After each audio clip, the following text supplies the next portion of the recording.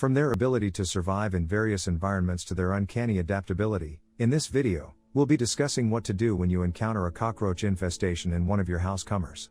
Let's delve into the creepy world of cockroaches. Pests like cockroaches need three things to survive: food, shelter, and water. Dirty counters, grease, oil, or crumbs can attract roaches. Wiping down counters and cleaning your appliances can go a long way to eliminate many pest issues before they happen. Roaches often make their homes near water sources like under leaky sinks or toilets or in bathrooms and kitchens. Even the smallest leak can attract cockroaches, so as a landlord, tenant, or homeowner, ensure you get leaks like these sealed up as quickly as possible. Of course, if you do develop cockroach issues outside of that, be sure to contact a pest control service, as roaches are extremely hardy and can be tough to get rid of fully on your own. Having the help of a pest control company like ASM Pest Control will eradicate the presence of cockroaches.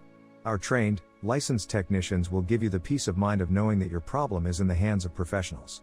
We will help you end this pest issue at home or your business and teach you how to avoid cockroaches.